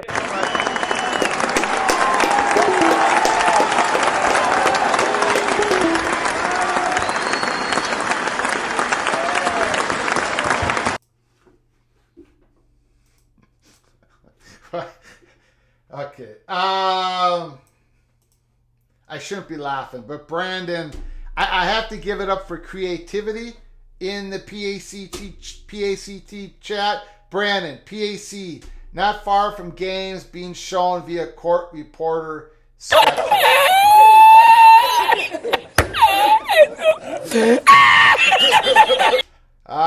PATC community is on fire.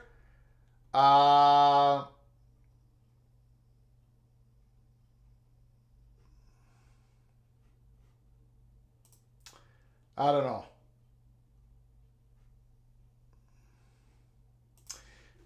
Yes, we've talked about this. Again, somebody to buy equity in ESPN, that's big news, but it doesn't have anything to do with what's going on right now. It's not gonna help anybody's contracts right now. They're not. That news isn't playing a part in what's going on in the PATC Holy Smokes Theater. Let's put it that way. ESPN is not sitting there in any of the 40 rows that make up the PATC Theater, the Holy Smokes Theater. It's not affecting what's happening now. Call from JB. JB, the floor is yours. What's going on, good sir? How are you doing today? Doing good. Some breaking news today. Big 12 Media Days. Woo! Yeah, I went out for a run. I came back and the show had started. Yes. Yeah, we had to go with the breaking news. What the heck? Yeah. Let me say one thing real quick about the Big 12 rivals. Let's not be in a rush, people. Let them happen naturally. That's how every other rivalry has started. Just let it happen. You know, with social media now, everybody's in a rush to want to have it now. Yeah. And with that, it'll lead me to my next subject. The president of Northwestern University by this time next year will not be the president of Northwestern University. Michael Shield. Right. Yep. He bungled that badly. At the most, it should have been a 1-year suspension and Coach Fitz come back in a season. But he threw that in a news dump, saw that he had wiped his hands of it. The student paper handed him his butt, and he overreacted and with all the social media and panicked and just fired Fritz. Do you think Fitz is going to get his $42 million or whatever that's still owed to him? It's going to be damn close. Cause Yeah. Right now, Northwestern is trying their best to settle. Yeah. They are trying their best to settle. This whole ACC thing, I didn't think they were, but they're a bunch of crumb snatchers. They're just out to snatch any and every crumb they can now. I mean, not the SEC and not the Big Ten, but all the rest of these conferences are out to snatch crumbs, and this is the greatest crumb snatch ever. So JB, you think that partially this was a move to block the Pac-12, block an option for the Pac-12?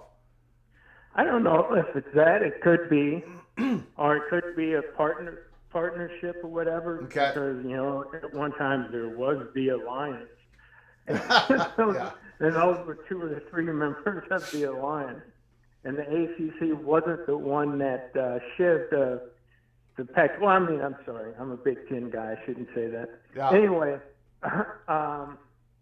yeah, but people have to understand. I know you have a lot of young listeners. Raycon,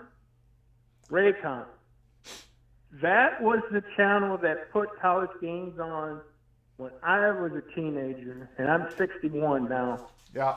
On what was called UHF channels. They weren't the normal TV channels you had. You had to have a special antenna for it, and they mostly televised games from down south or southeast. So, Raycon. Wow, Yes. that's the name I haven't heard of. I thought, to be honest with you, I saw it a week or so ago. I thought they were dead in the water. So, but that, the Pac-12. Wow, it is somebody with one foot out the door and the other foot on a banana peel, and I don't know what the heck, what their next step is. But I tweeted this a couple of days ago, Greg, and I still believe it. I believe, with the help of some schools like Washington State and Oregon State, presidents who would not get an invite to another conference, they have to stay, and they're going to be stuck behind. So they've been working with Kliakov to slow play this as long as possible to help them, to help those schools that will get stuck behind. They have been, along with Kliakov, because he's going to look like the biggest fool ever. They've been all working behind the scenes to slow play this as long as possible to hold the other schools and get into the season, and then have this stuff go away for a while. That is my ultimate thought. Yeah. Let me ask you a question, JB. Sure. I often say that George Kliakov has to pull the rabbit out of the hat. Right. They can't find the rabbit. They don't own a hat. Is there a rabbit? Is there a hat? Can he pull this off at this late date? With what? I don't know. I'm asking you. I'm not smart enough to figure out what. I have no idea. Nobody I talk to has any idea what's going on. I'm just hoping maybe you have an idea what's going on. Even if he was to snatch some crumbs from the CW, God, I can't believe I just said that, and got a streaming service deal, who's going to want to stick around for that? When your biggest issue is not, it's money, but it's also eyeballs to your program. Yeah. Visibility to your program. That is the biggest thing right now that a lot of those Pac-12 schools are worried about. Because they got to be seen, so recruits have those schools in front of mind. And when they're not being seen, recruits forget about schools very quickly. So I don't know if they have any other options, Greg, because it's obvious ESPN's not throwing them a lifesaver. Fox isn't going to do so because, Fox kind of in its own way, it's in partnership with the Big Ten to slow down the SEC and slow down ESPN. So the Pac-12 is not good. Is not a good partner for anybody. Their schools are. Yes, their schools are, but as a conference. Yeah, yeah, and yeah, we agree. So, and I mean, I'm not saying that just because I agree with you. Yeah. I'm just using logical sense and my experience, 40-plus experience, behind the scenes, talking with coaches and administrators and learning from them. It just doesn't add up. Yeah, it doesn't add up. Right. Unfortunately, 1 + 1 isn't equaling 2 for the Pac-12 in this deal. So. Yeah. All right, sir. Well, thank you. Thank you, sir. Appreciate it. Great call. JB. Thank you.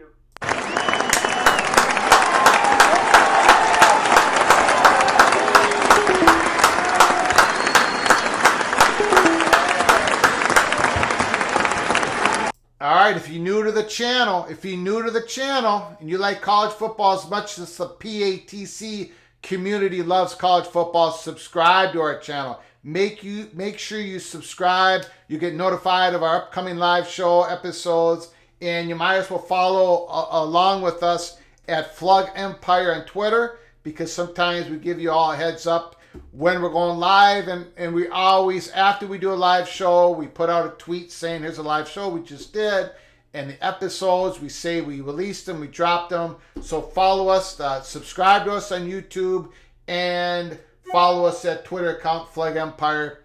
Again, share the video with your family and friends. If you want to donate to this independent channel, put a comment in the comment section, a $, hit the $, donation. We'll get to your comment as soon as possible. Check us out, the merchandise store, PATC. Get your Cloak and Dagger mug, your put your head on a swivel, t-shirts, a whole bunch of merchandise. Check it out. Thank you so much for your support. Let's get back to your comments, your phone calls. 763-260-1333 is the phone number. Give us a call. What do you think's going on? The CW strikes a deal with the ACC. Believe it or not, breaking news this afternoon. All right, let's get back to the comments. The phone lines are open. You better, yeah, thank you, Brian, for your phone call. Appreciate it. The CW strikes.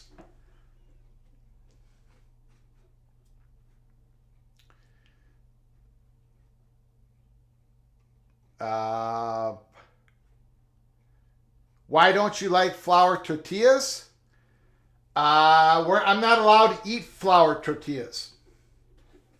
The little general, Mireya Hernandez Garcia, the wife of 21 years, will not allow me to eat flour tortillas. We eat corn tortillas.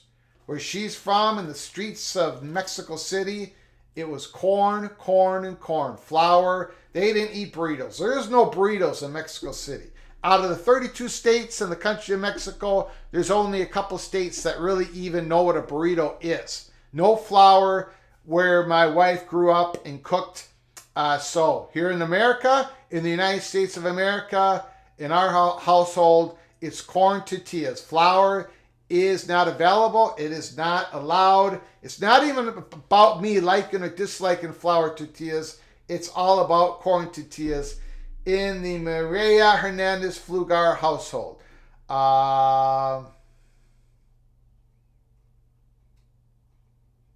Scott Wittig, thanks for coming into the chat. Washington and UConn going to the Big 12 now. JB is always a great call. Yes, he is.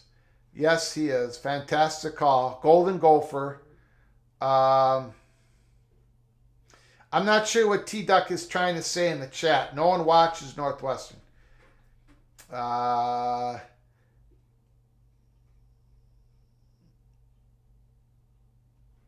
Indiana versus Rutgers. Sure, more BS. I'm not sure what T-Duck is trying to say. Is there more schools that are a lot more valuable in the Big Ten than other schools? Absolutely. Does Big Ten country watch Big Ten football? That is obvious. And again, some schools, Indiana brings their basketball. Rutgers brings the big state in New Jersey, brings a lot of alumni who lives in Big Ten alumni who lives in New Jersey. Is Rutgers the bottom of the Big Ten? Yes, it is.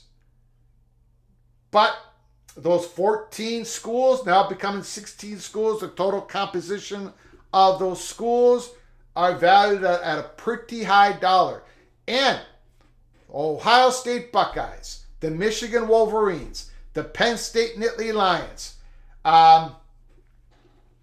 they choose over the last 8 decades, 9 decades, 10 decades, 11 decades, they have chosen that they would rather play their games against large research universities, schools that are like-minded, like themselves. They'd rather play against them, be in the conference with them, than other schools in other parts of the country. So, is a Northwestern valuable to the Big Ten? Of course they are. Is Indiana valuable to the Big Ten? Of course they are. Are they as valuable as Ohio State, Penn State, Michigan, Wisconsin, Nebraska? No, they're not. But I'm not sure what your point is. So I just wanted to point that out.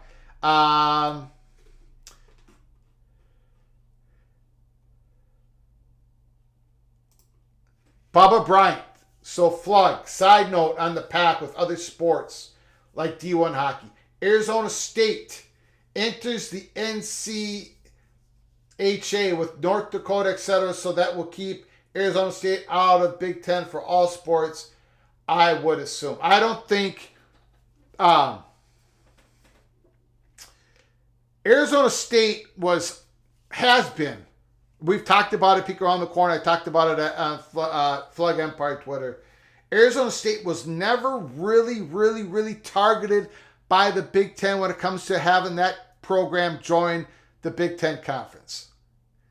And whatever happens when it comes to hockey doesn't have any effect on what happens to the larger sports landscape of full membership. Arizona State having a Division I hockey program gives them maybe 1/8 of a step ahead of other schools to become a Big Ten full-time member, but nothing more than that. About 1/8 of a step, not a step ahead. It's overall, it's a fly on an elephant's tail. That's all. Arizona State hockey doesn't really help Arizona State to become a full member of the Big Ten. Maybe a smidgen, maybe a hair, because Arizona State has worked with the Big Ten Conference. When the pandemic season happened in hockey, Arizona State played 28 games, all on the road. They didn't have their arena yet. All on the road, all against Big Ten schools.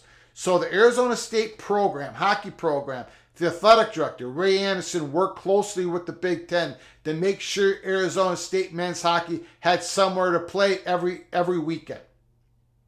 So yeah, some of those relationships were built, but overall the hockey element doesn't really have any effect on Big Ten's decision and who they're going to invite to become a Big Ten member. It's a fly on the elephant's tail.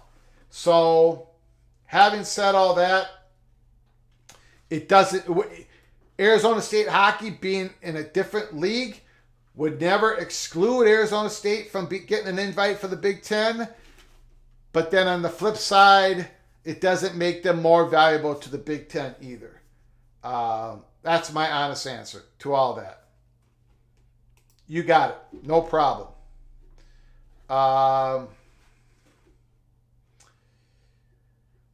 T-Duck. Media money means nothing to the Ducks. Chump change.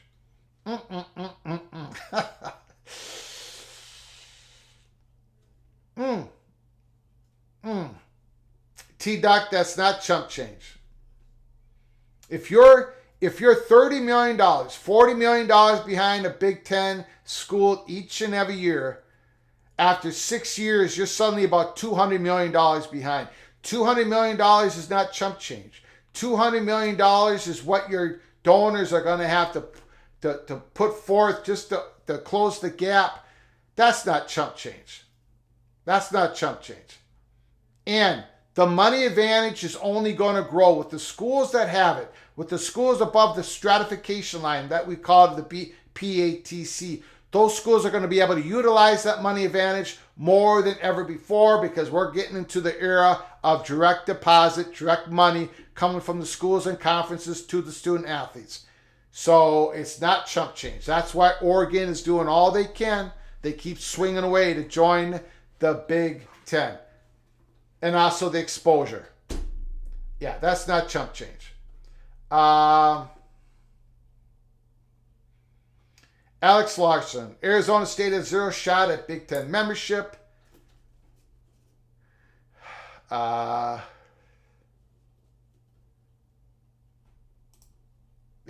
Bill G, absolutely correct.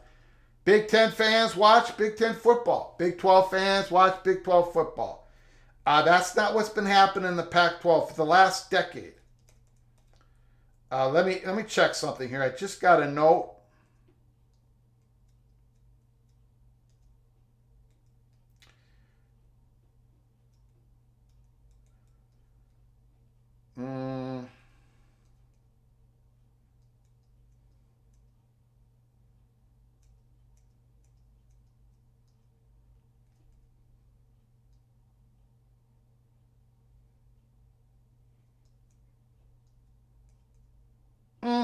Okay, we'll leave that one alone.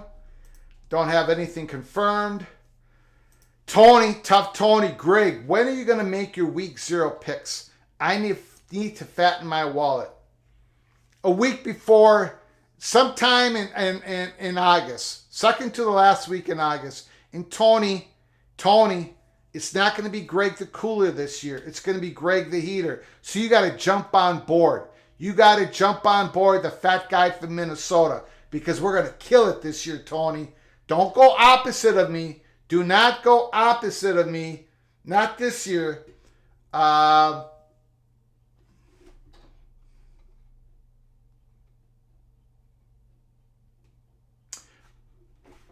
So I want to thank everyone for joining us this afternoon. Breaking news. The CW strikes a deal with the ACC. Wow. The ACC. 13 football games every year on a Saturday. Sometimes in the afternoon, sometimes at night.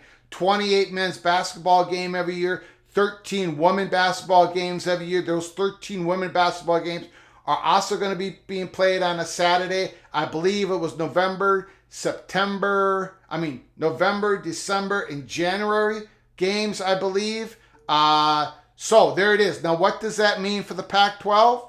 What does that mean for the Pac-12? Will the Pac-12 be able to get a deal with the CW as well? Does that help their chances? Is this a big coordinated effort where the CW is going to be playing doubleheaders, Pac-12 and ACC football games every Saturday? We shall see. I have my doubts. I think this pretty much closes the door. I could be proven wrong here in the next day, in the next couple of days, in the next couple of weeks. We're counting the time to the Pac-12 Media Day. It's 8 days away, July 21st on a Friday. We shall see. Can George Kliavkoff pull the rabbit out of the old hat? I don't know where the rabbit is, and I don't think they own a hat. So stick with us here at Peek Around the Corner. We're closing it up this Thursday early evening.